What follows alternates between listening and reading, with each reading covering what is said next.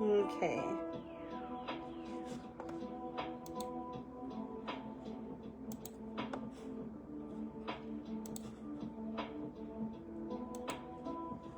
Let me make sure everything is going okay. Hopefully there's no more hiccups.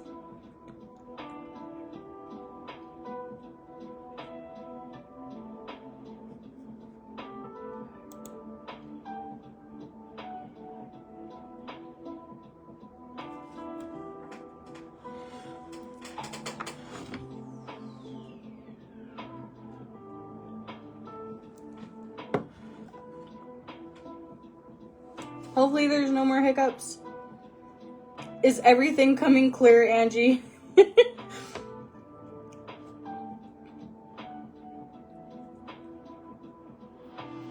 I hope everything's coming in clear and it's not glitching. That's the biggest thing.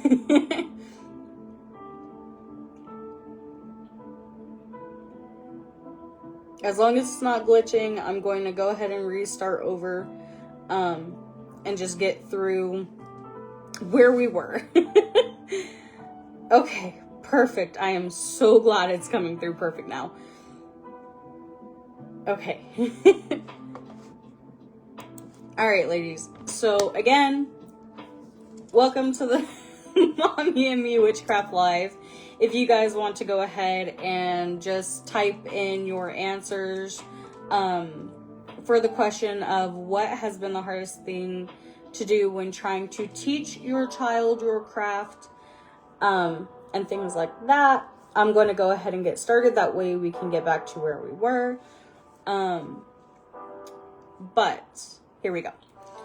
The idea of connecting your children to your witchcraft could be approached in many different ways. Again, please keep in mind, I am trying to keep this as neutral as possible, because I don't want to offend anybody, and I definitely don't want to tell you how to parent.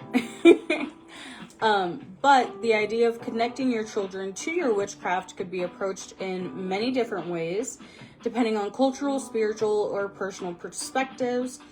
In general, if you're referring to introducing your children to your spiritual or esoteric practice, such as witchcraft, here are a few things to consider when approaching the subject.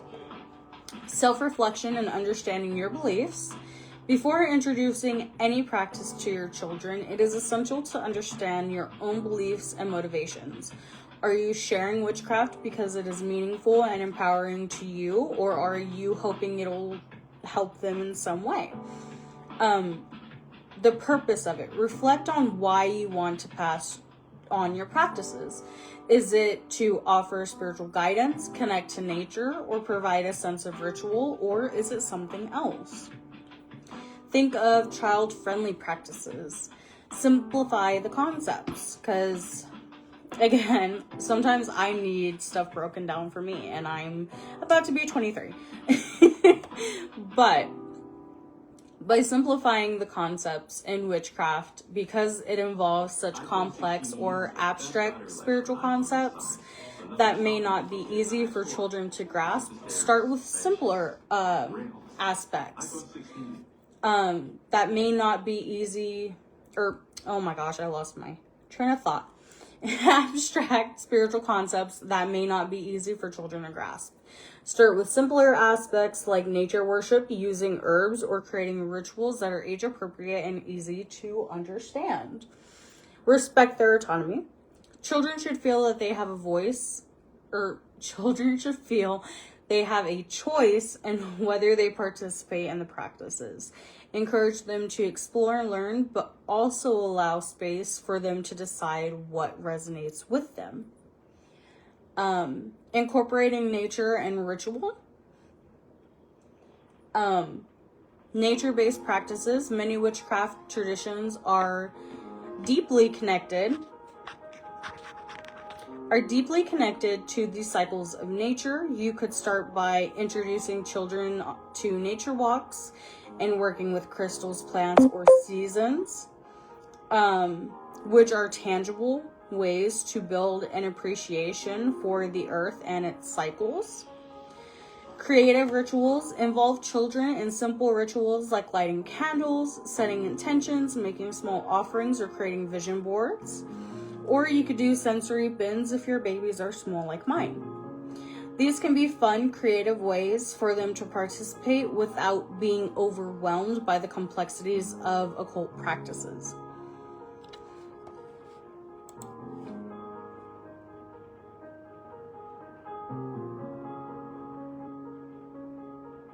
Okay, now I'm catching up on everything. I hope it's still going good and it's not glitching out.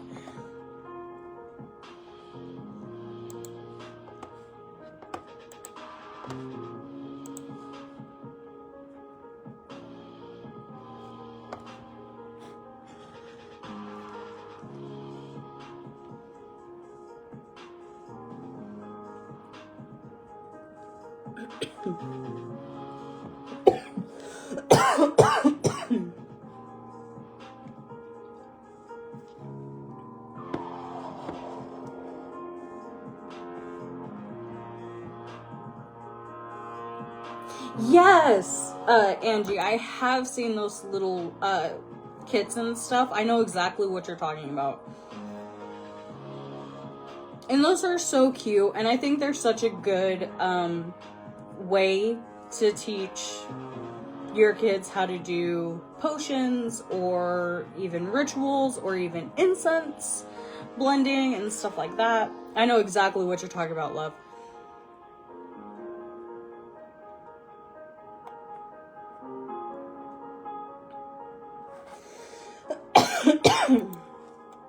Okay, so back to it.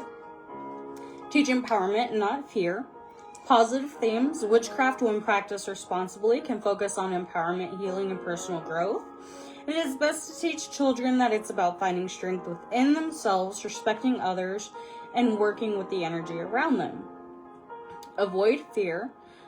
Some witchcraft practices may involve the use of dark imagery or themes that could be frightening. Always make sure that practices are positive and nurturing rather than frightening or coercive, at least in the beginning. Creating a safe and open environment. Open conversations. Discuss witchcraft and its meaning in your family as an ongoing basis. That way, when you do talk about it, it doesn't seem like it's very taboo, if that makes sense. Keep the lines of communication open and allow your children to ask questions and express curiosity, doubts, or concerns. And it's also best to avoid pressure. Let children explore spirituality at their own pace, much like we do. They may not be interested, or they might decide later to embrace the practice. The key is to offer them a safe environment for exploration without forcing beliefs on them. Respecting their growing anatomy. Fostering independence.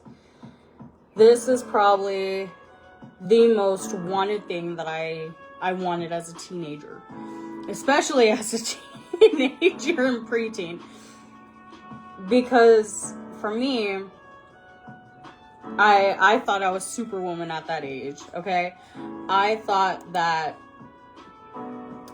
whatever I did, I was gonna be just fine, and I learned the hard way that whatever I did had consequences. And it took quite a while for me to clean up that consequence, especially when I first started practicing. Short, off subject. I lived in Louisiana for a while. To be specific, Sulphur, Louisiana. And I started slowly going into witchcraft. I started looking up puppets and how to do puppets and curse people and this, that, and the other. Well, I did a spell, and without going too deep into it, it came and it bit me in the ass bad. And the wonderful woman that was teaching me at the time made a wonderful lesson. And she was like, you think you're very independent, but you still need to depend on people who know what they're doing. And at the time I was like, but you said I could do anything with witchcraft. I could do this, this, and this. And it grew a really big independent ego, if that makes sense. And she's like, no. While you can express freedom and independence with witchcraft, you still have to be mindful of the consequences you do and you make with the spells that you do. So that was a wonderful lesson that I learned the very hard way, that she had to help me banish. But when it comes to fostering that independence, speaking from my personal experience, it's best to give that independence without being too controlling. But thank you, Angie. You put it perfectly, love. Being independent doesn't mean not asking for help and guidance. So, yes, you took the words right out of my mouth, love. But as children grow older, they may want to develop their own spiritual beliefs or practices, and respecting this autonomy is vital. Witchcraft can be something they connect to when they feel ready, or they may choose other paths. The aim should always be to guide and not control. Avoiding harmful practices. Ethical witchcraft. Teach your children about the ethics of witchcraft, such as the importance of not causing harm to others, respecting free will, and understanding the responsibilities that come with some of the magical work. Psychological safety. Some witchcraft practices, if not approached thoughtfully, such as the darker aspects, could be overwhelming or even psychologically harmful, especially to children. So it's best to ensure that everything you share with your child, at least in the beginning until they are older and they understand on their own, is grounded, positive, and emotionally safe. Learning together. Explore as family. Explore witchcraft practices as a family unit. You can read books or attend events, or even practice rituals together. This can foster a sense of connection and shared spiritual experience. Introducing children to spells and rituals can be a gentle and fun way to help them feel connected to your witchcraft practices. So think of some simple and age-appropriate ways to involve them while focusing on positive experiences, creativity, and respect for their individuality. So create simple rituals together. Ostara is coming up in a couple of days, so you could celebrate the changing season, or we just had a blood lunar eclipse. You could teach them about the phases of the moon and why these moons are so significant in witchcraft, with just simple rituals. You could have a small ritual at the beginning of each season, like lighting a candle or setting intentions for the new season, or celebrate the full moon with a moon dance or a craft activity. Me, I'm all about crafts here lately. So me and my babies have been drawing and coloring and doing all sorts of just little crafts that they can do. And it has been so fun. It is one of my favorite, well, I can't say that. It's one of my more heartfelt parenting experiences that I've loved. But in all honesty, I love being a mom. I love my babies. Candle magic.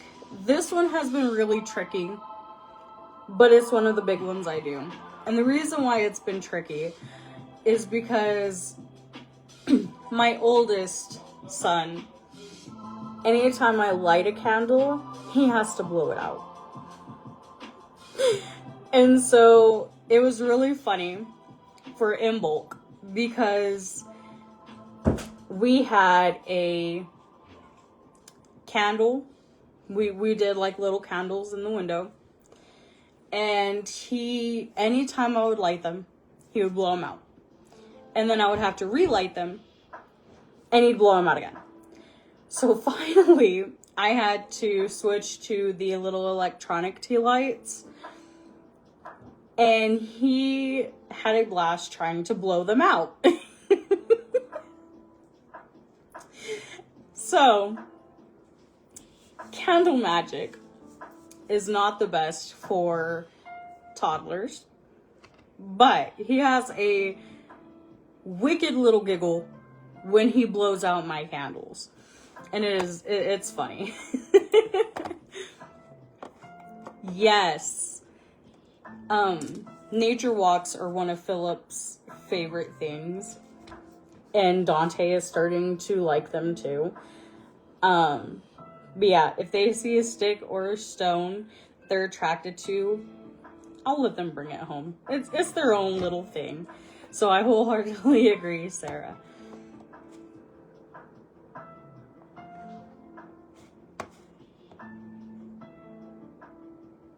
Oh my gosh, Angie. I am so sorry to hear that, love. But I do get where you're coming from. So, staying on the topic of candle magic, having them participate in lighting candles for a specific intention or wish, you can explain that the flame represents their hopes or desires and let them pick the color of the candle and focus on what they want to bring into their lives. Or you could do simple gratitude rituals, incorporating some gratitude rituals where everyone shares what they are thankful for. This could be done as a family at dinner or during a short ritual in the evening. And Sarah Lee, you beat me to it, love. But incorporate nature. Nature walks. Take walks in nature, gathering flowers, stones, or leaves, or sticks. These items can be used in spells or placed on an altar, and you can even help your children choose what to bring home, explaining what they feel drawn to and why. Planting seeds. This is another one that is tricky for me right now because my son, he sees dirt and he wants to confetti it everywhere. As much as I love him, we had a baking flour incident during in bulk when we tried to make oat cakes and pancakes and stuff like that. It was a flour party. And he tries to do that with the dirt too. So I let him just hold the seed. And sometimes he'll have like 3 or 4 of them in his hand. And he'll just like, he won't punch the dirt, but he'll just like full fist in the dirt and just put just put him there. And then he'll pat it real quickly. And then he'll go, mama, mama.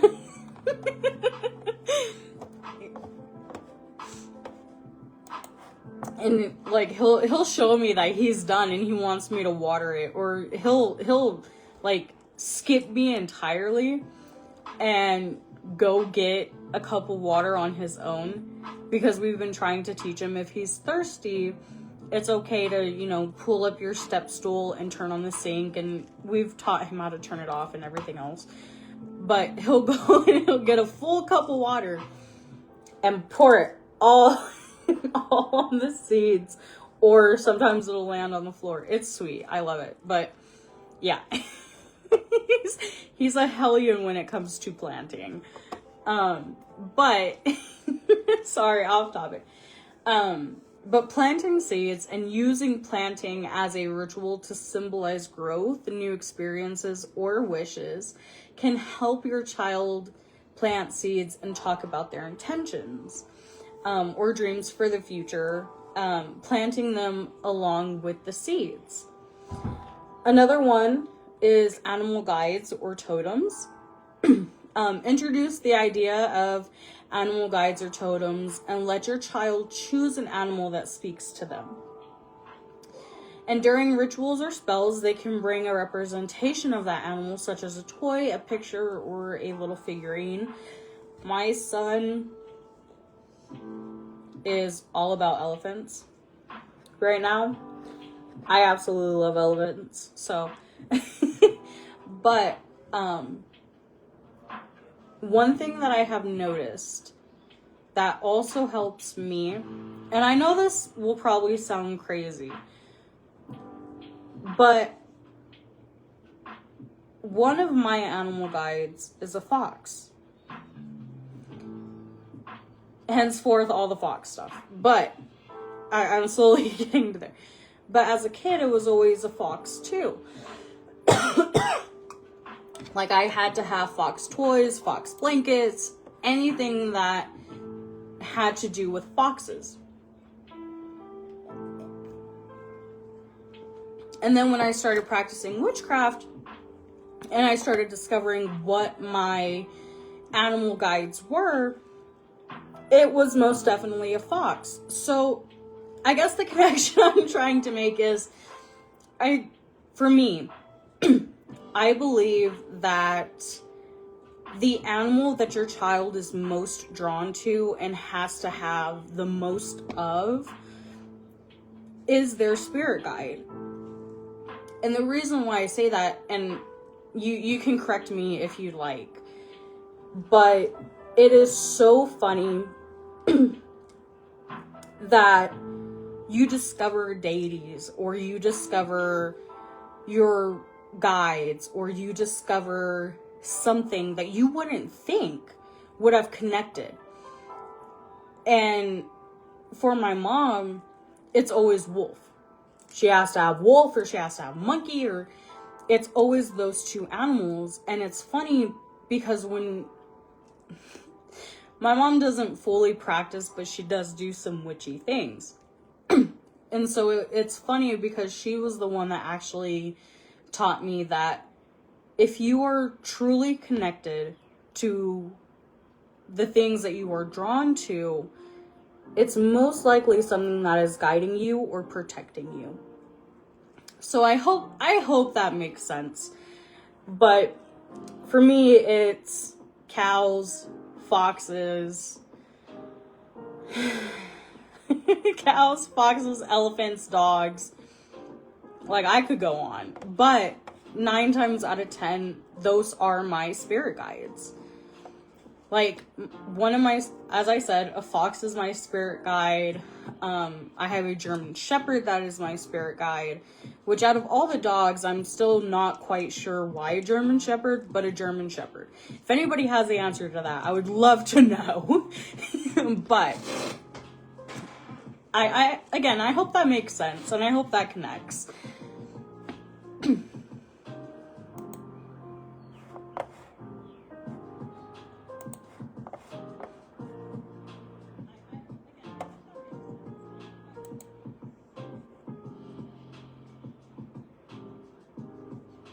I am so glad that connects, Sarah Lee. Because I was so worried about, like, the way, because sometimes the way I word things, it makes sense in my mind, but once I say them, it doesn't make sense. So that's why I always make sure that what I'm saying, it makes sense for you.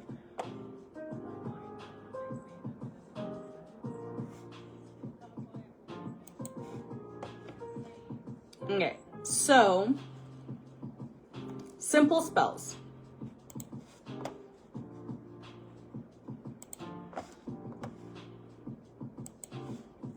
So wish spells are a big one. Let children make wishes or set intentions by writing them down on a piece of paper. You could tie it to a balloon or even float it in water.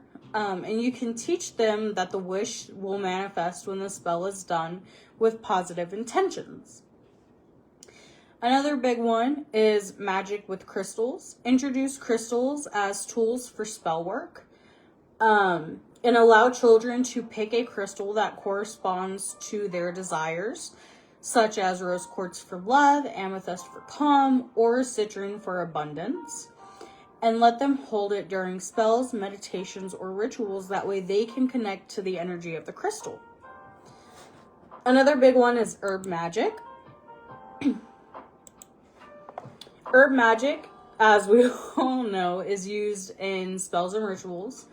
But you can allow your child to help you create herb bundles, or simply add dried herbs to a jar with a specific intention. For example, lavender for peace, rosemary for protection, or mint for clarity.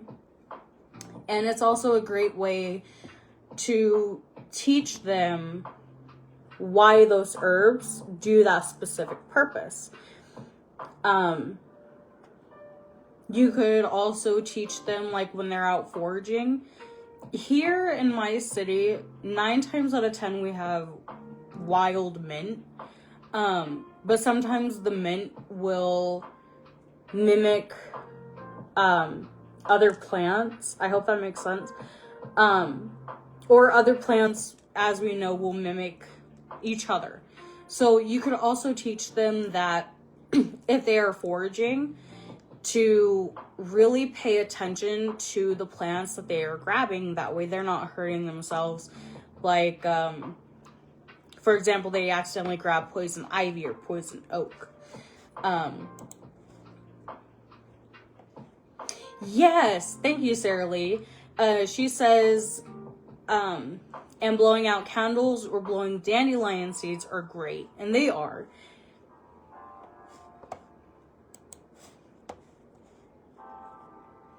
Another one is creative activities. So making altar items is really easy. Involve your children in making items for your altar, like painted stones, decorated candles, or small ritual tools. Crafting can be a fun and engaging way for them to feel involved in the process. Again, vision boards. Create a vision board together. Have your child cut out pictures or draw symbols of what they wish to manifest and place them on a board. This can be a magical way for them to focus in on their intentions. Crafting spells. You can make spell jars or spell bags together. You could fill the jars or sachets with herbs, stones, and small items that represent the intention you want to set, much like happiness, health, or even creativity. This is a huge one for me. And I love my son. And when I say he has been a hellion here lately, ladies, I am not joking. So he has been opening my tarot decks and trying to, because he watches me shuffle them. And the other day, I came in and I was like, oh my gosh. Because he had 3 tarot decks just all in one pile. And he was like mixing them on the floor. And I was like, what are you doing? And he just pointed to the cards. He's like, and points to himself. And I'm like, are you giving yourself a reading? Is that what you're trying to do? He goes, so it took me about like 30 minutes to figure out which tarot card went to which tarot deck. Because they're the new ones that I haven't quite used yet. So I'm not familiar with their imagery and stuff yet. Maybe Sarah Lee, because he kept pointing to, I want to say it was the Tower card, but it was in reverse. And that was the one that he like kept trying to give me. So I'm pretty sure he was trying to tell me something, but if he wasn't, he was just being a little hellion. To answer your question, Angie, he is 1. He is about to be 2 here in May. And my second son is going to be 1 here in April. I had my Irish twins, if you will. Honestly, And it's really funny and it's really weird. I had a reading done recently, but the weird part is the cards that were read to me, such as like the Hermit or the Empress or the Star here lately, have been really poking out. And as long as I've done tarot, I've never had those three ever show up in a reading for me. But that fourth one, the Tower that's in reverse, it's been popping up everywhere. Even on my Facebook feed, I've seen the Tower. But it's in reverse. It's not upright. And it's usually like a tarot post that, you know, goes through like, oh, well, the Tower is, you know, reversed for this, and this reason.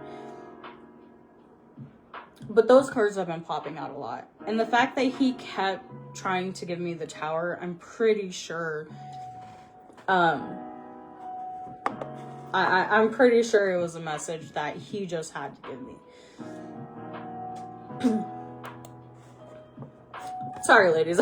I didn't mean to, you know, jump in on that. But gentle divination. Tarot or oracle cards for older children. You can introduce them to tarot or oracle cards as a tool for insight. You can let them ask simple questions and draw cards to interpret the messages. Or you can make this fun and lighthearted, focusing on the positive messages and lessons. This is another big one, but pendulum divination. It is one of the, and Sarah Lee, please correct me if I'm wrong.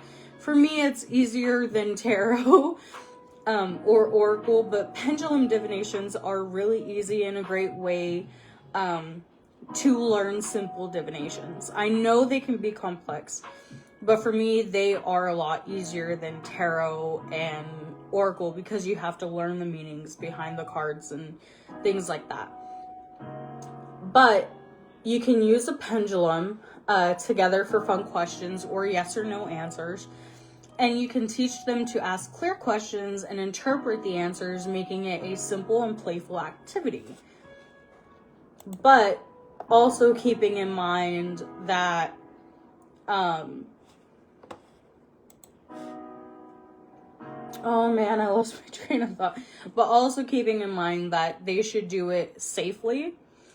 And things like that.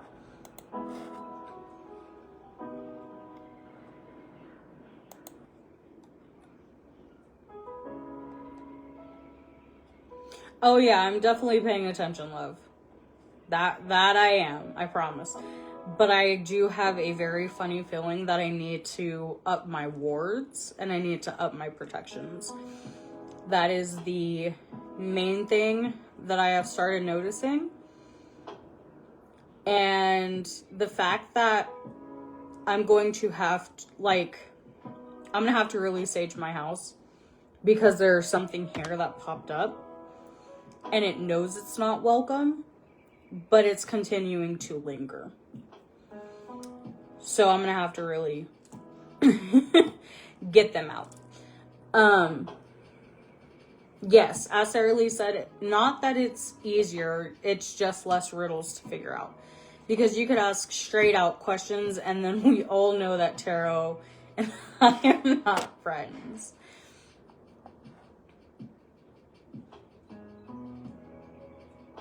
Ooh, a seance board, Angie? That one sounds interesting. Alright, lovelies. Another one is include them in the intention setting. Writing intentions, you could have your child write or draw their intentions on paper and then help them place it on your altar or bury it in the ground, symbolizing the release of their wishes into the universe. Moon rituals on full moons or new moons or whatever phase you practice with. You can help your child write down something that they want to release or bring into their life. You can have a small ceremony where you burn the paper safely to release it or bury it to plant new intentions. Incorporate fun magic. What I mean by fun magic is magical play. Let magic be a part of imaginative play, such as pretending to cast spells with their magic wands or performing a simple ritual to help a stuffed animal feel better. This playful approach, especially for younger kids, allows them to engage in witchcraft while using their creativities and their imaginations.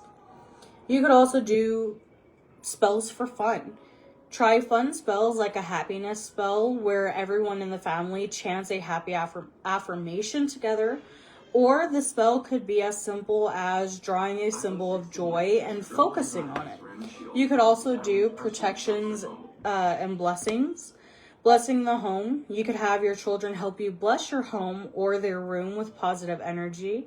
This could be as simple as sprinkling salt water around the room, lighting incense, or saying protective words to create a peaceful environment. You could do You could do protective spells. Teach them simple protective spells like using a charm or creating a small protective shield around them during a difficult time or before they go to bed. You can explain the concept of protection as a way to feel safe and supported. You could encourage their own rituals, such as, because this allows creativity. So encourage them to come up with their own rituals or small spells. This could involve creating a magic circle in their room, writing down wishes, or using their favorite objects as part of their magical practices. You could do a solo practice. As they get older, they might enjoy practicing on their own. Create a small space for them to work with crystals or their magical tools independently, encouraging their personal exploration.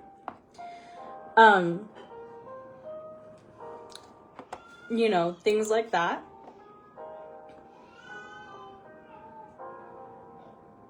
Oh no, is it starting up again?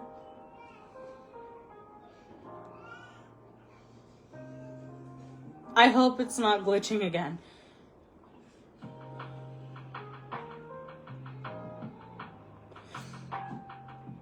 No, Sarah Lee, you are 100% right, and I've noticed that too, and it's really unsettling.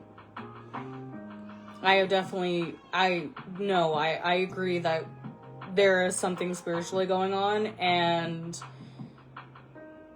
we are being targeted. Like,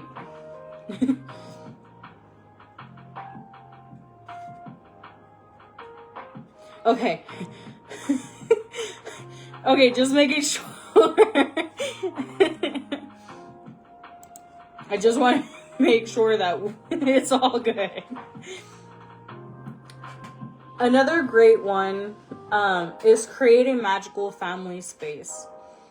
Family altars are a great one. Set up a small altar with the family where everyone can place their personal items, like crystal, herbs, or symbolic objects, and encourage your child to contribute something that represents their interests, energy, or dreams. You could even do a sacred space for play. Create a space in your home that is dedicated to magic. And it could be as simple as a small table where everyone can put their magical objects or perform little rituals together. Or you could allow your child to claim an item or space for themselves within that sacred area. You can incorporate magical art and crafting, spell bottles and jars. Again, I apologize. I'm huge on spell jars. But you can encourage your child to make their own wish bottles or spell jars using small items like stones, glitter, or paper with written intentions. This can be a craft project with a magical meaning. Crystal jewelry. You could craft simple crystal jewelry together, and it can be a fun way for your child to feel connected to the healing properties of the crystals. You can make bracelets, necklaces, or keychains and explain how different stones are believed to aid with specific qualities, such as calm or protection. You could do magic wands.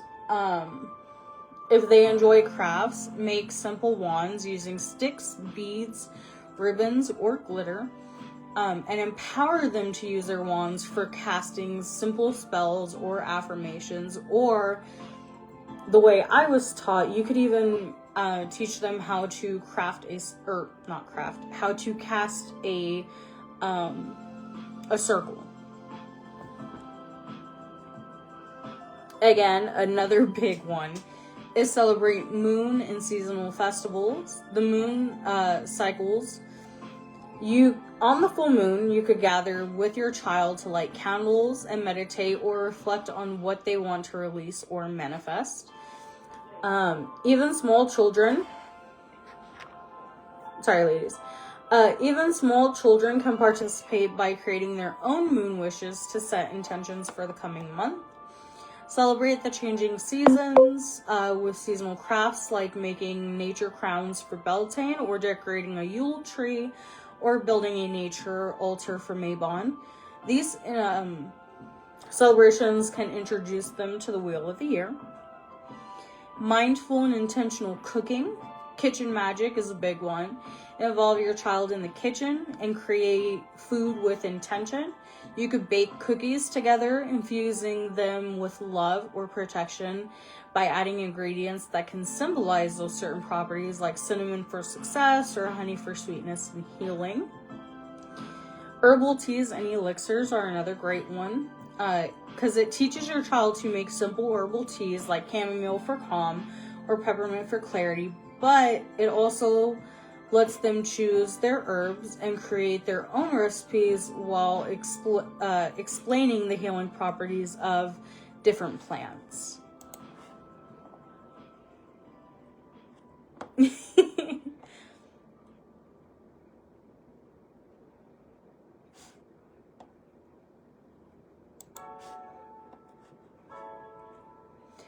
Magical meditation and visualization is another great one. A guided imagery meditation. You can introduce simple visualizations where you guide your child through a magical journey, like imagining them in a magical forest or flying with dragons. You can use these visualizations to teach focus, inner strength, and intention setting as well. Breathing and energy work is a great one because it allows you to teach your child how to focus on their breath, to connect with their inner energies, and to connect to their chakras. This could be as simple as practicing breathing exercises together to help ground and center yourselves. Herb magic and plant care. Plant magic, you can introduce your child to the magic of plants by caring for a magical garden together. You can plant herbs or flowers with specific meanings and teach them how to care for their plants with intentions. Herbal sachets help your child create small sachets filled with herbs like lavender, rose petals, or sage. And these can be used as magical charms to attract love, peace, or even positive energy. A big one is use affirmations and positive magic. Chalk spells are great. And it's a fun and easy magic practice. You can write affirmations or simple spells on the sidewalk or driveway with chalk, and your child can make their own affirmations like I am brave or I am kind, and then watch them manifest by them saying it written out. Daily affirmation practice. Start a daily or weekly practice where you and your child say positive affirmations together. These can be related to self-love. Oh my gosh, I'm getting so many phone calls and I'm so sorry. And it's people I don't know. But, sorry about that, ladies. But these can be related to self-love, protection, or even personal goals. You could work with elemental magic. Elemental rituals can help teach your child about the elements by doing simple activities tied to each one. For example, you could have a fire ritual with candles, or an air ritual by making a paper kite or wind chimes, a water ritual with a small fountain or by drawing a water sigil, or an earth ritual by planting seeds in a garden or even meditating outside. You could also do elemental crafts, create elemental representations with your child, like drawing a symbol for each element, or gathering natural objects that represent each one, such as stones for earth, feathers for air, etc. These can be used in small rituals or placed on your family altar as well. Oh, I'm glad, Angie. I'm glad that this is helping. Magical storytelling is my son's favorite thing. Tell magical stories. You can share stories or folk tales that involve witches, magic, and the natural world. These can help children connect with the idea of magic in a positive and imaginative way. And you can also encourage them to invent their own magical stories and share them during family time. Or you could even create a family magic journal. Make a magical family journal where everyone can write or draw their experiences with witchcraft. This can include dreams, wishes, or magical moments that have happened to them. Let your child add their own entries with drawings or even short notes. Spiritual and magical play. Dress up and let your child dress up as a witch, wizard, or a magical creature. This helps them connect with the idea of witchcraft through play and imagination, allowing them to explore different roles and personas. You could do witchcraft games. Create simple magical games where your child can practice their magical knowledge. For example, a scavenger hunt with magical objects, or a quiz about the elements, animals, and herbs associated with witchcraft. You could incorporate music and dance. Ritual music and dance. You could add music and dance to your rituals and teach your child simple songs and chants, or even create your own magical tunes. You can dance around the room and to raise the energy during rituals, or use music to mark significant moments in your practice. You could do dream journals. You could have them keep a dream journal to record any interesting dreams, and you can explore the meanings of dreams together and possibly interpret them through the lens of witchcraft. You could do gratitude and intention journals, which encourage your child to keep a magical journal where they write down the things they're grateful for or things that they want to manifest. You can also help them write positive intentions, wishes, or dreams, and they can even draw symbols or create little spells using their own words. Another big one is create your own magical symbols. You can make sigils, and it teaches your child how to create their own magical sigils. You can start with the intentions like I am strong or I feel happy. And the process of drawing the symbols can be a meditative and creative act. Once made, they can use these sigils and spells or just keep them on display as a reminder of their power. No problem, Sarah Lee. Thank you for joining me so far, love.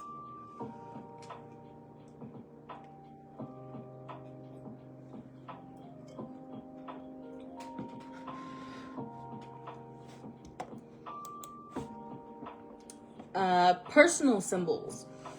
You can help them create their own personal symbols or magical symbols that represent their strengths, wishes, or personal traits. And these symbols can be drawn or carved onto stones or painted onto objects. You could do magical cooking and baking. You could do magical cookie spells. You can make cookies or cakes with magical ingredients that symbolize something you want to manifest. For example, use cinnamon for success, ginger for protection, or honey for love. While baking, you can tell your child the properties of each ingredient and infuse the process with good intentions. Moon-phased baking, which this one was actually really neat to learn about, and it's something I'm starting to do. So you choose to bake or cook on specific days that align with the moon phases that you want to work with. For example, abundance during the waxing moon, or, something like that. But it can help teach your children about the lunar cycles while creating something magical in the kitchen as well. You could teach them about potions. Potion bottles are great. You can use a small glass bottle and fill them with ingredients that symbolize different magical properties. And let your child help fill the bottles, creating their own potions for different needs. You could teach them about magical water. You could teach your child how to make magical water, like charging water with sunlight for energy or moonlight for intuition. You could also put the water in a jar and decorate it, and then use it for cleansing or adding to rituals.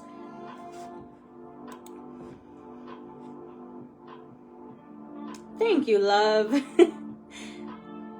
I have so many fox mugs, and I have a snake one.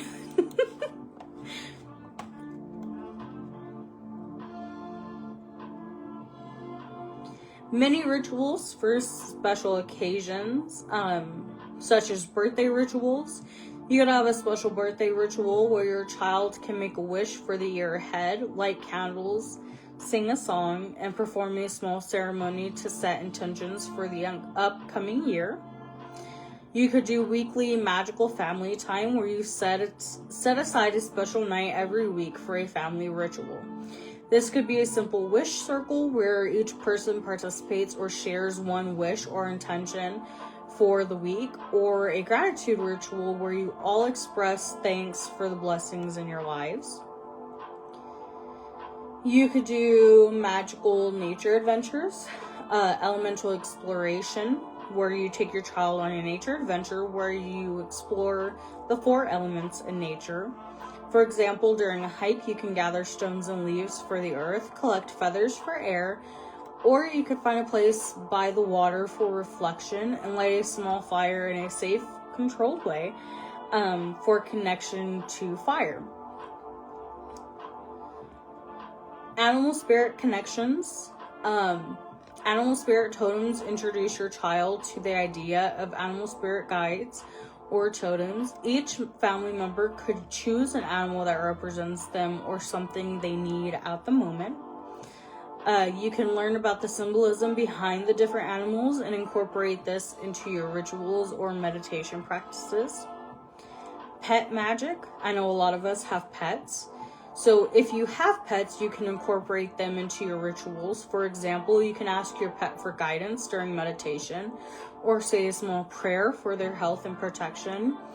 Or you could also make them a magical treat with ingredients that represent love or healing.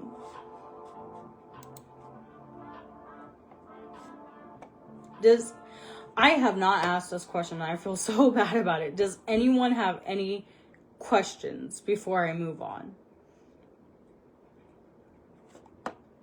I want to make sure everyone's good to go.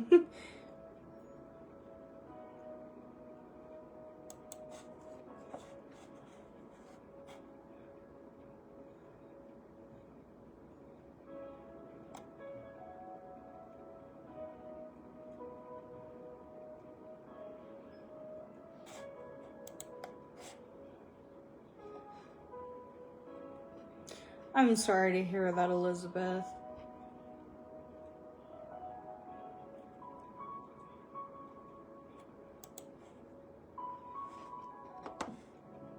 Okay, I'm gonna go ahead and keep going for now.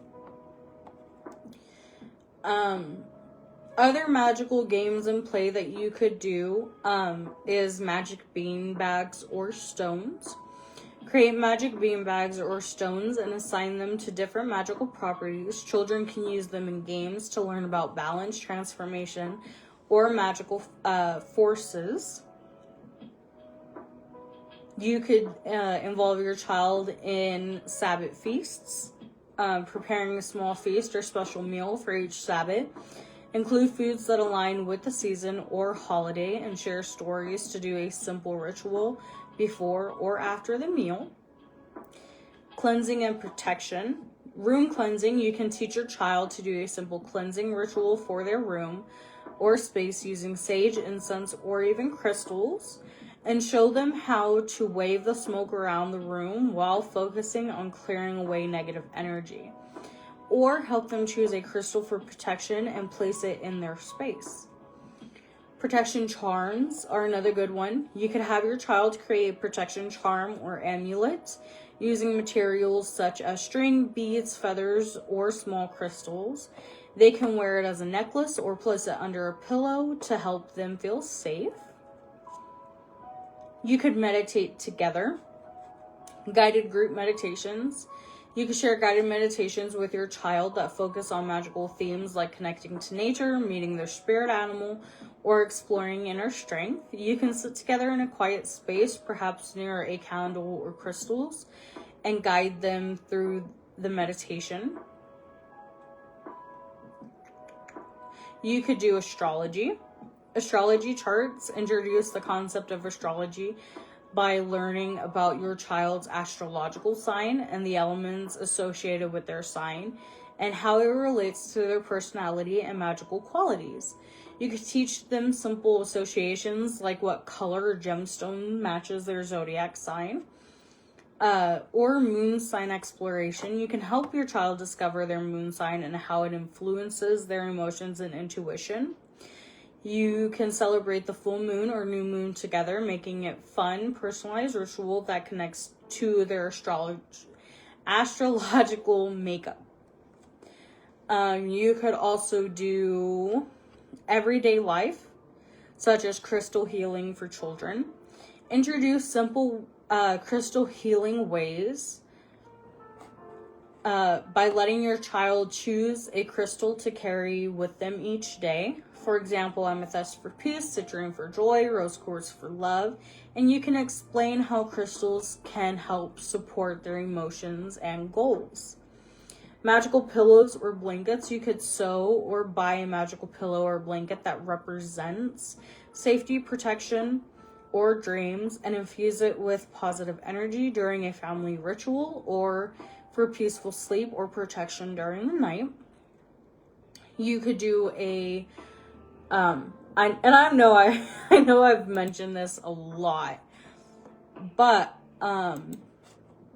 you could do a wish box, or wish spells are one of the most easy ways to teach your child about witchcraft. But you could help your child create a wish box where they can write down their wishes and place them inside.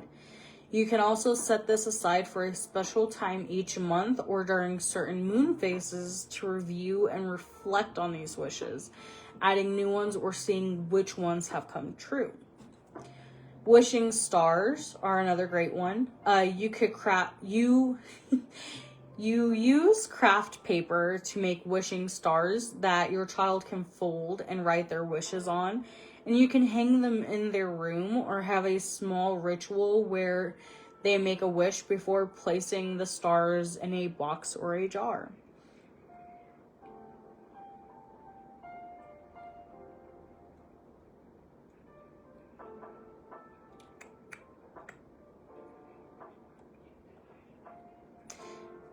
Yes, sorry, lady. You could also do magical sound and music. Sound baths with bells or singing bowls. You can introduce your child to sound healing by using bells, singing bowls, or chimes.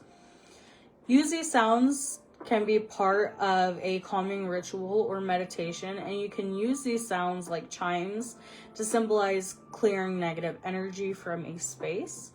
You could do magical music for meditation while playing soothing music or nature sounds during a ritual or before bed to create a peaceful and magical atmosphere. You can explain that the music has the power to affect our emotions and energy by adding an extra layer of magic to your practices. For me personally, as you hear, I do music all the time. I'm very, very heavy when it comes to music and my practice. And the reason why is because I don't know if you guys are polyamorous, meaning you listen to everything and anything. but I have a mixture of a little bit of everything. And when I am angry and I need to do a hex or I need to do a return to sender, I will play the most angry music that I like and that I know, because it helps influence and bring out that anger. Or if I want to ground myself, I will play calming music or lo-fi beats or something like that. So by teaching your kids that music can help influence their emotions, when doing witchcraft can help, because I'm that way.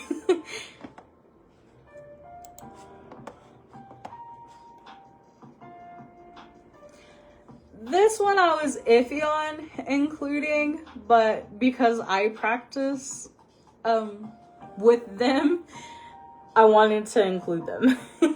Nature spirits and fairy magic. Fairy houses. Encourage your child to create a small fairy house in your garden or by a tree.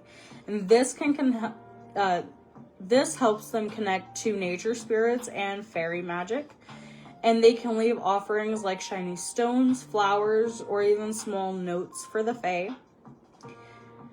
Another one is nature spirit communication. You can teach your child simple ways to talk to the nature spirits or ask the trees, flowers, or animals for guidance.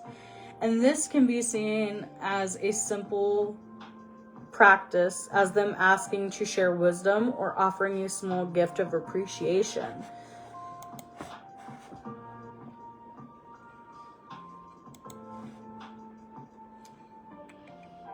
But all in all, these ideas focus on fostering creativity, imagination, and spiritual connection through witchcraft practices. By incorporating these activities into your child's life, you can help them develop a deeper understanding of themselves, nature, and the magical world around them. Connecting your children to witchcraft should always be a positive and enjoyable and flexible experience. The key is to engage their creativity, curiosity, and imagination while offering them an environment where they can feel empowered and supported. Let them explore at their own pace, allowing them to choose what resonates with them while guiding them with love, patience, and respect for their unique journey.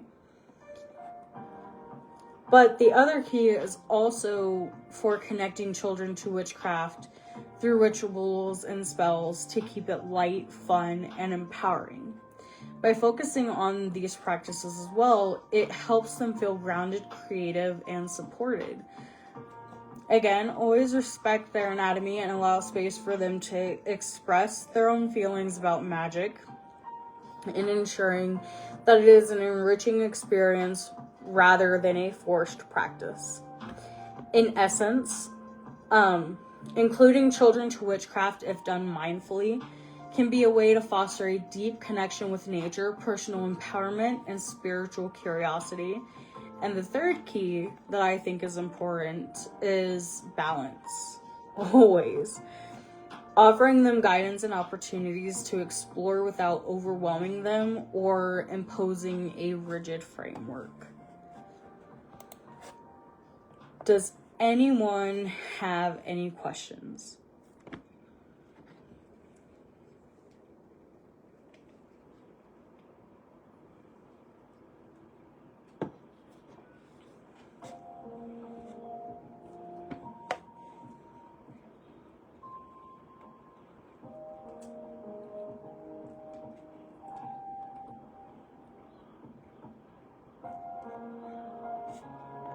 Okay, I do not see any.